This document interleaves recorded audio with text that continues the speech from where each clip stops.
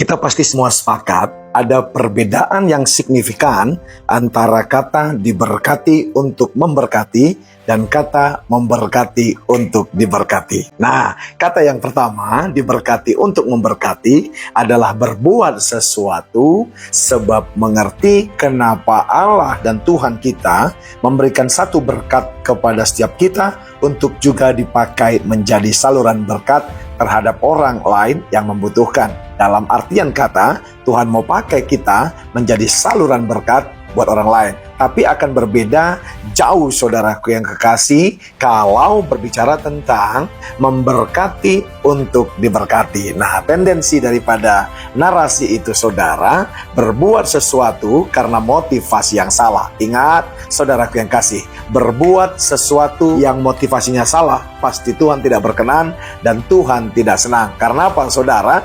Justru kita, saudara, melakukan sesuatu karena berangkat dari pengertian yang benar tentang apa yang dikatakan Injil Kerajaan Allah. Sebab itu kita melakukan, bukan karena ada sesuatu, saudaraku yang kasih, maka kita melakukan. Bedakan itu. Amsal 11 ayat 24. Ada yang menyebar harta tetapi bertambah kaya, ada yang menghemat secara luar biasa, namun selalu berkekurangan. Ini yang saya katakan, saudara, ada dua tipikal manusia. Sama-sama punya yang namanya harta, tapi yang satu merelakan untuk menyebarnya, untuk memberkati orang lain yang membutuhkannya. Tapi yang satu lagi, saudara, ada yang menghemat secara luar biasa, namun selalu berkekurangan. Dari terjemahan bahasa Indonesia masa kini juga berkata, ada orang yang suka memberi, tapi bertambah kaya. Ada yang suka menghemat, tapi bertambah miskin. Bukan miskin saja, tapi ayat ini berkata papa. Tahukah saudara, papa itu, saudara, adalah miskin tingkat dewa.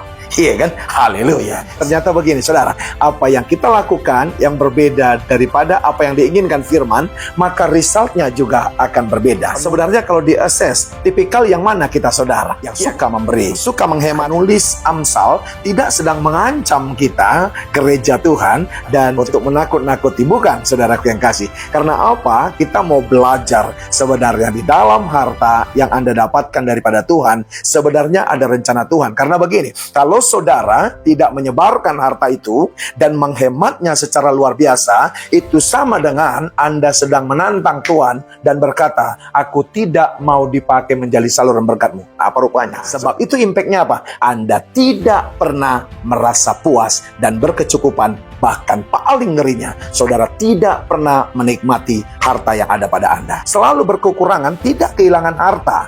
Tapi apa? Rasa puas tidak pernah dimilikinya. Tapi orang yang menyebar harta selalu bertambah kaya. Mungkin bukan uangnya, saudara, juga yang bertambah-tambah signifikan, tapi apa? Hatinya semakin kaya oleh compassion, belas kasihan. Setiap lihat orang butuh, dia punya yang namanya masgul. Ya kan? Sebelum orang lain, saudara, selesai masalahnya, saudara, dengan apa yang dapat diperbuatnya, dia gundah gulana.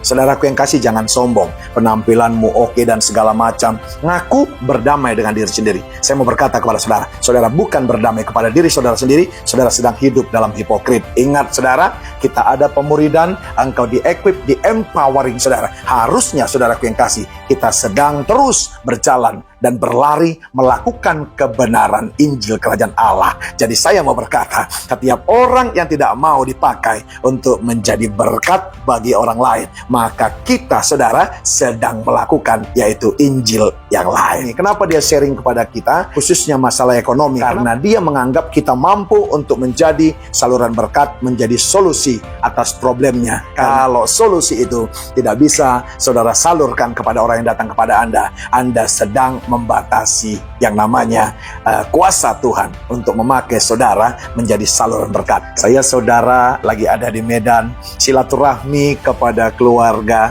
Beberapa anaknya, saudara, kita sekolahkan, kita kuliahkan. Saudara, bukan berbangga semua karena Tuhan, tapi ketika bertemu, puas sekali, saudara.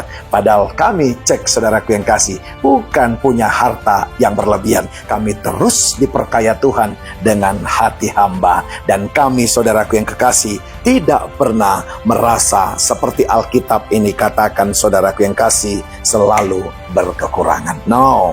Ingat, saudaraku yang kasih, mana hartamu berada, di situ hatimu berada. Jadi orang adalah hipokrit. Waktu dia punya harta, dia berkata, keluarga Anu adalah keluarga dekat saya, tapi kamu tidak pernah menyebar harta di sana. Sebenarnya kamu tidak punya hati di sana. Karena apa? Engkau akan punya hati terhadap keluarga besarmu kalau engkau, saudaraku yang kasih, pernah menebar harta di sana. Yang menahan untuk kita tidak mengeksekusinya, satu kata, ada orang yang pelit. Mungkin engkau berkata, jauh banget Pak sama keluarga orang sana. Mulai daripada keluarga dengan kemampuan yang ada pada saudara, sebarkan harta yang ada padamu. Sebagai hamba Allah, ada dua hal yang selalu saya ingatkan kepada diri saya. Yang pertama, saya adalah pengelola, stewardship, bukan owner. Iya kan? Penata layan bahasa aslinya, saudara. Epitropos, oikonomos, aser al-bait. Yang kedua, saudara, ingat bahwa di mana hartamu, di situ hatimu berada. Jadi bullshit, saudaraku yang kasih, kalau engkau berkata bahwa hatimu ada kepada jiwa-jiwa, tapi engkau tidak mau merelakan, melepas dan berbagi apa yang ada padamu. Dalam perikop kita ini khususnya harta yang engkau pegang, maka saya pastikan tidak ada seorang pun yang cinta kepada jiwa-jiwa kalau tidak punya hasrat untuk membagi, menyebar hartanya kepada orang lain.